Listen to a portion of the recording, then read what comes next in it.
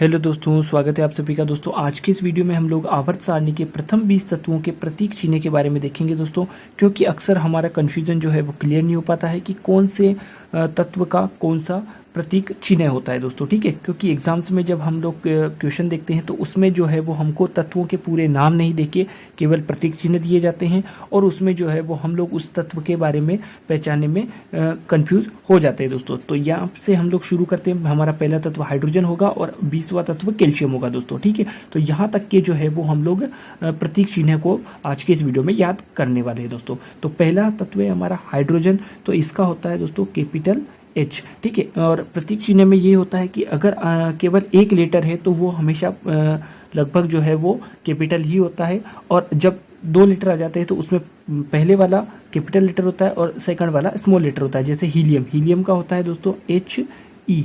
ठीक है, तो E जो है वो स्मॉल लेटर में आएगा। लिथियम में L बड़ा और स्मॉल I आएगा। ठीक है, बेरिलियम में जो है वो B कैपिटल आएगा और E छोटा, इसका BE हो जाएगा। बोरोन का कैपिटल B हो जाएगा दोस्तों। कार्बन का कैपिटल C हो जाएगा। नाइट्रोजन का कैपिटल N हो जाएगा। ऑक्सीजन का कैपिटल O हो जाएगा। फ्लोरीन का कैपिटल F हो जाएगा दोस्तों, और नियॉन का N और E स्मॉल लेटर यानी कि Ne हो जाएगा। अब बात करते हैं हम लोग 11वें तत्व की दोस्तों, तो ये है हमारा सोडियम। तो सोडियम के लिए हम लोग जो है वो Na लिखेंगे। अब आप लोग को थोड़ा सा कन्फ्यूजन होगा कि जैसे यहाँ हाइड्रोजन का तो He आया, हीलियम का He आया। ठीक है, मिलते जुलते नेम थे इसके फर्स्ट लेटर से, लेकिन यहाँ पे सोडियम का तो Sa आना चाहिए था। लेकिन ये क्या है दोस्तों, इसके जो है वो लेटिन नेम जो कि इसका नेट्रियम होता है उससे लिया गया है, इसलिए ये Na रहेगा। ठीक है, तो इस तरीके के भी कन्फ्यूजन जो है वो हम लोग अगर इनके प्रतीक चिन्ह देखेंगे तो दूर हो जाएंगे दोस्तों। मैग्नीशियम का जो है वो आपका आएगा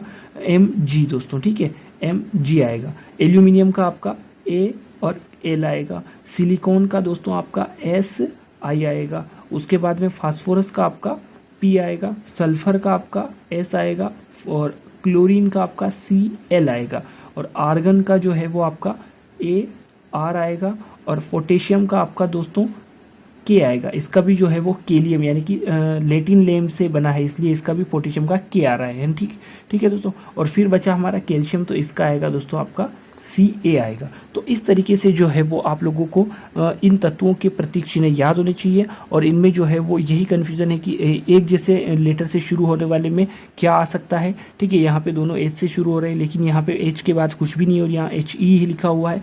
उसी प्रकार से कुछ के लेटिन नेम से जो निकले गए हैं प्रतीक चिन्ह, उसका भी जो है वो कन्फ्यूज़न आपको क्लियर करना चाहिए। जैसे सोडियम है, पोटेशियम है, सोडियम का Na होगा क्योंकि इसका लेटिन नेम जो है वो नेट्रियम होता है, और पोटेशियम का K होगा जो कि इसका लेटिन नेम केलियम होता है दोस्तों। ठीक है, बाकी जो है वो आप लोग इनको 2-3 बार देखेंगे तो आसानी से याद हो जाएंगे दोस्तों। और मेरी हिसाब से जो है वो आप लोग को लगभग आवर्त सारणी के जितने भी तत्व हैं, ठीक है, उन सभी तत्वों के प्रतीक चिन्ह जो है वो आप लोग को बिल्कुल सही तरीके से याद होना चाहिए दोस्तों। ठीक है, तो आज के इस वीडियो में इतना ही दोस्तों, मिलते हैं नेक्स्ट वीडियो में।